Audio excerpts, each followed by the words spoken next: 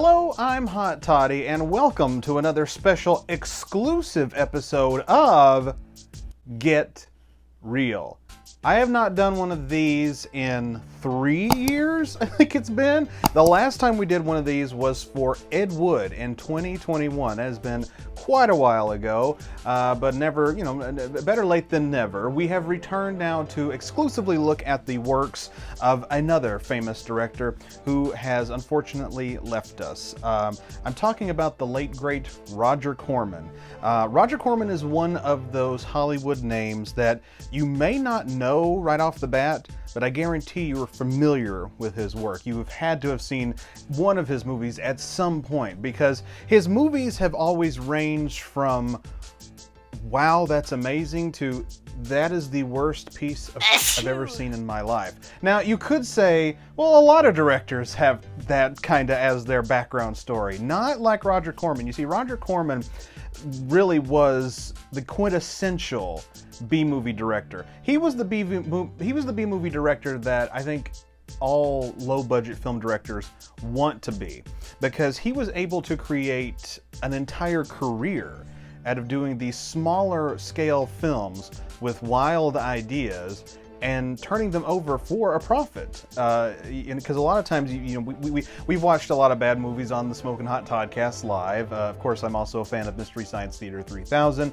Red Letter Media's Best of the Worst, and you see a lot of movies through those shows where it's very clear that this was the first and only attempt by a director, and then after that they just quietly went away because they knew they couldn't do anything else after that. Roger Corman is not that case. He made enough money to create an empire, to keep cranking out films that were less than stellar, but stellar all at the same time. It's a weird combination. That's what we need to talk about. So let's get into it. Roger Corman, the director. What is it that you liked about my performance? What did you notice? The subtlety with which I thought you and the Sharktopus interacted. Roger Corman started in the 50s. He was one of those directors that did those, movies that you see spoofed all the time, like on TV or in other movies where it's like the crawling toenail or something like that, where he didn't make a movie like that, but what I'm saying is that kind of movie from the 50s, that's what he was known for. He did those kind of low budget, like the crawling whatever, sort of those like campy horror slash sci-fi, kind of mixing in the alien element that people were obsessed with at that time, with the radioactive elements of that time. I know the first movie that always comes to mind, he didn't direct this movie, but he produced it along with Gene Corman, I believe is his brother? Question mark? It was a movie called Attack of the Giant Leeches. There was actually, I think we did was it a Get Real episode? I can't remember, but this movie is public domain, and so I was allowed to play segments from that film, completely uncensored, untouched, and I did that in an episode of Get Real. I can't remember which one it was, but that is just an idea. Attack of the Giant Leeches. That's the kind of movies that he made, especially in the 50s, because again, that was sort of the craze, was to just kind of make a whatever type of horror movie. You could turn anything into a monster, and people would pay money to see it. And really, it was sort of the start of the modern blockbuster. Corman's first film was a movie called Monster from the Ocean Floor. And he's talked about this before in interviews about his first film, and it's kind of interesting how it came about. The first picture I made, which I called It Stalked the Ocean Floor, for $30,000, but the distributor gave me an advance against profits of $60,000. Just to give you an idea of the kind of legacy that he holds, because we'll talk more about the legacies we get towards the end of this episode, but like his second film, he did that movie, right? It was a big hit because, again, those monster movies of the 50s were all the rage, and that's what people like to see. His next movie was a film called The Fast and the Furious. No, I kid you not. The Fast and the Furious. That movie was made in 1955. It was a racing thriller. Now, Corman didn't direct this, but he was the producer. It was directed by and starred John Ireland, one of Corman's regulars back in those days. And during this time, he was able to create an whole empire, his own company. And then he just started cranking out movies left and right, which was a very common practice for studios, both big and small, again, back in the 50s, trying to capitalize on those crazes of that time. Some of the movies involved during this time period was Swamp Women, It Conquered the World, Attack of the Crab Monsters, Teenage Caveman, and Last Woman on Earth, just to name a few. So, and some of those titles may sound familiar, especially if you're like me and you're a fan of Mystery Science Theater 3000. You probably heard some of those titles because they did those movies. They did a lot of Roger Corman movies on that show, and rightly so, because like I said, those early Corman films are so campy and just so silly looking by today's standards. Another one of my favorites, also featured on Mystery Science Theater, was 1957's The Undead, starring Allison Hayes. And I believe, was it 55 or 56, he did another one of my favorites. It was a Western film, also featured on Mystery Science Theater, Gunslinger, starred Allison Hayes, Beverly Garland, and once again John Ireland. Like I said, one of his regulars during that time period. So he kind of tapped into every genre. He was sort of the first one to do, well, not the first one, because I mean, unless you count movies like Abbott and Costello Meet Frankenstein or whatever, you know, those types of movies that were meant to be comedies, I guess. If you were counting them, then he's not a pioneer of it. But see, those were meant to be comedies, so I kind of look at him as a trailblazer for this, a sort of a pioneer, because he's also responsible for a couple of horror comedies. It was one of the first times that you ever saw like a horror comedy together in this way. And he kind of perfected it, the way that it would end up being in future cinema. One of those films, and it happens to be another one of my favorites of his, is called A Bucket of Blood, starring the great Dick Miller. Dick Miller, if you're familiar with him, if you're a B-movie fan, you know that he made a lot of appearances in B-movies throughout the 80s and 90s, usually playing this character that he played in A Bucket of Blood. His name's Walter. Yo, Walter, you having a good time? Ty, you know Paisley. He loves a challenge. And to give you even more of an idea of the legacy this man has had on the film industry, you probably have seen the historic musical film starring Rick Moranis, and you may have even had the opportunity to see the live musical on Broadway. But neither one of those would exist without the mind of Roger Corman, who made the original Little Shop of Horrors. This movie was a bet. Yes, I heard a story, and this is alleged. I cannot confirm if this is 100% true, but apparently this film was made on a bet. They bet Roger that he couldn't make a movie like over a weekend, or it was some like short period of time.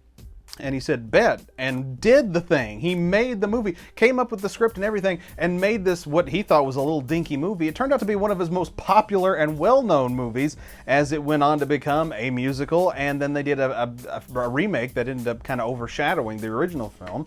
But yeah, he was responsible for Little Shop of Horrors. That's why it exists, was because he was the one that made it. Feed me more. So, and both of those, both Bucket of Blood and Little Shop of Horrors, especially if you've seen the more recent adaptations of it, you know that that is a horror comedy. It's scary stuff with a laugh, and that's what Bucket of Blood was, and that's what Little Shop of Horror was, and what it would continue to be to this very day.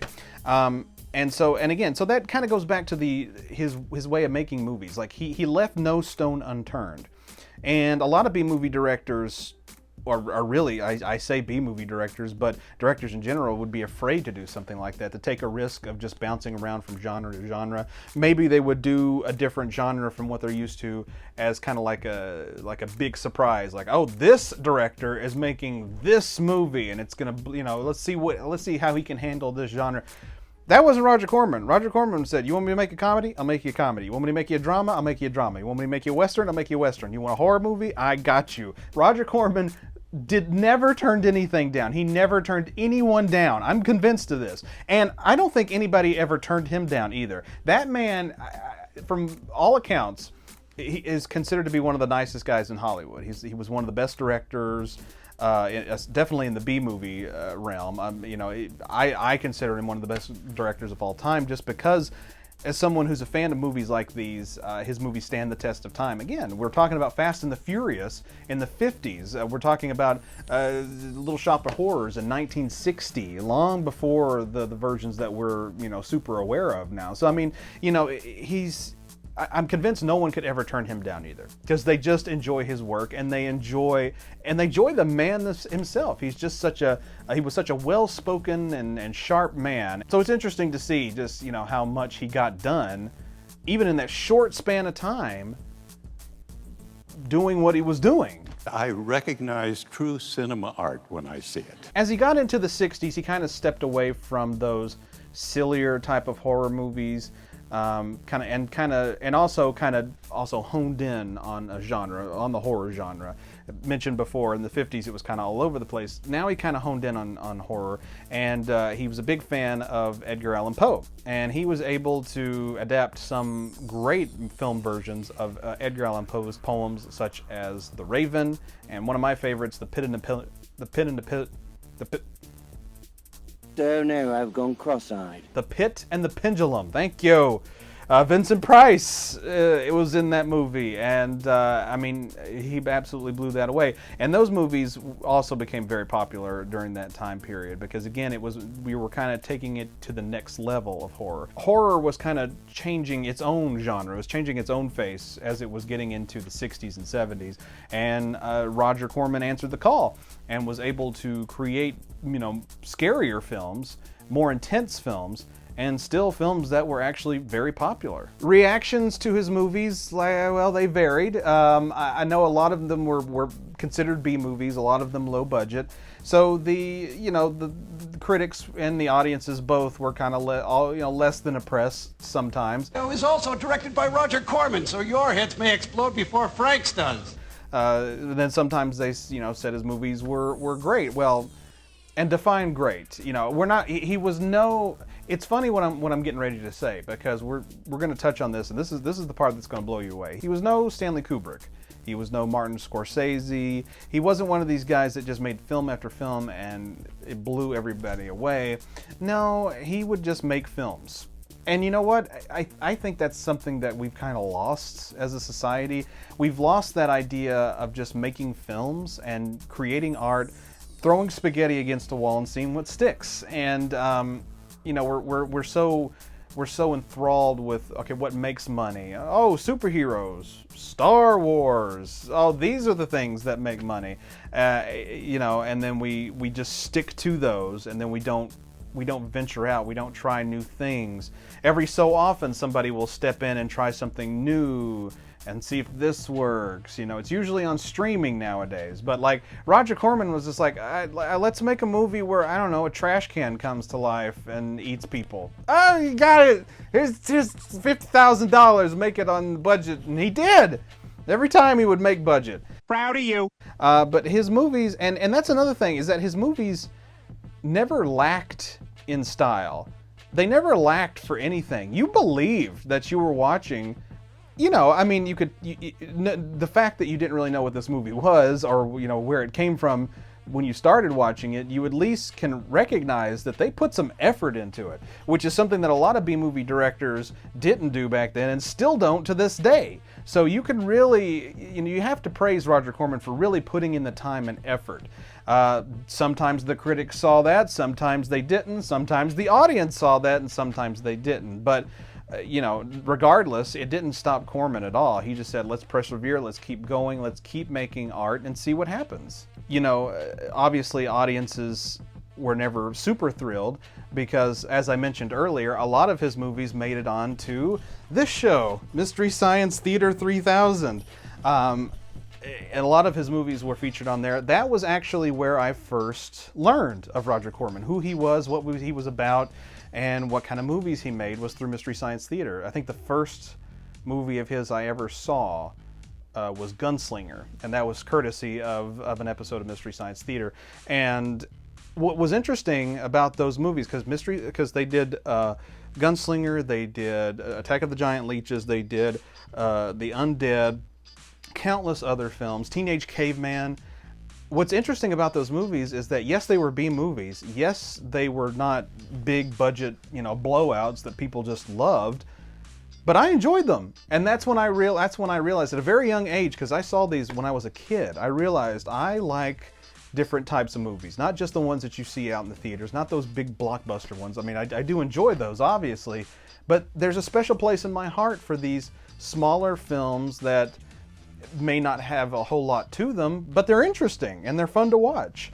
But what's interesting about this is that Roger Corman was less than thrilled about Mystery Science Theater 3000. I loathe you. He even said something along the lines, I'm paraphrasing his quote, but it's like, there are people that can make the art, but I guess there are people that can't make it and who can make a living making fun of it. And basically that's what he was saying about Mystery Science.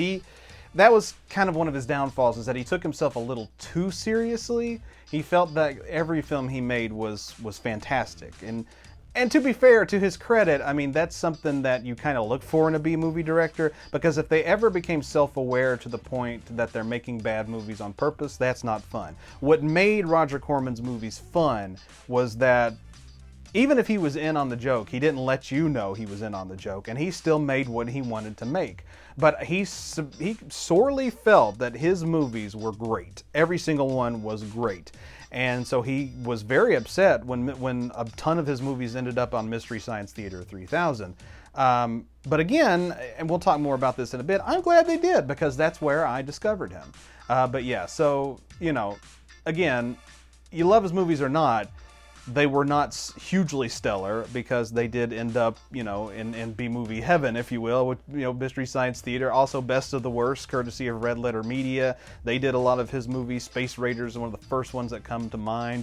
But, you know, I feel like in cases of, like, definitely Mystery Science Theater and to a certain extent, I think Red Letter Media, they kind of hold up the same type of cross that the Friars Roast, the Friars Club, holds with its people. There's a famous quote for the Friars Club that they use, and it's, "We only roast the ones we love." And I feel like that's definitely Mystery Science Theater's case, is they find these movies that are crazy, but then once they're featured, we as the fans fall in love with them, and they become huge movies on their own right. And then, of course, the episodes are always huge. So I think it really does say, I think it means more to have him on a show like Mystery Science Theater, because it means you've caught the attention of a group of people that would like to make it famous. I love you. And now let's get into more of the shocking stuff. This is what's going to blow you away. Again, you may not know who Roger Corman is. You may have just completely ignored this video because you're like, I don't know who that guy is. I don't know why Hot Toddy's talking about him. Who are you? Well, there's a reason for that. There's a very good reason, because Roger Corman was more than just a director. He was a teacher. He was a mentor, he was a friend, and he was somebody that helped launch the careers of many, many famous faces in Hollywood. I'm gonna need a broom to sweep up some of these names, but let's get right into it. Remember I mentioned Martin Scorsese a few minutes ago? Yeah, he was one of the people that he inspired. Yeah, he worked with Roger Corman, and eventually he got to go on to greener pastures and become this huge director. Well, Roger was, to me, is one of the most important American filmmakers. I think it's very important to let the generation of today know who he is. Francis Ford Coppola did work with Roger Corman, and then after he learned what he needed to learn from Roger, he went off and became a huge director in his own right. Jack Nicholson. Jack Nicholson was in a bunch of different Roger Corman films in the 50s and early 60s. Most notably, he was in The Little Shop of Horrors. He was the original guy to play Bill Murray's character, the weirdo that likes pain. I enjoy it myself, don't you? I mean, there's a real feeling of growth, of progress when that... And I think this is probably the most, for me anyway, it's the most important one. Scorsese and Coppola could also be considered probably the most important, but for me this is the most important because he actually allowed this man to direct a movie, and it's because of the success from him directing that movie that he ended up becoming a director. Scorsese and Francis Ford Coppola worked with Roger Corman, but they built their reputation up. His reputation was set with a movie that he did for Roger Corman. It's Ron Howard. Ron Howard directed the Roger Corman film Grand Theft Auto, got rave reviews. People loved the direction of the film, And so shortly after that, he became a film director while still on Happy Days. He was still on Happy Days at that time, but eventually he moved on and started directing other things. And I mean, it just took off from there.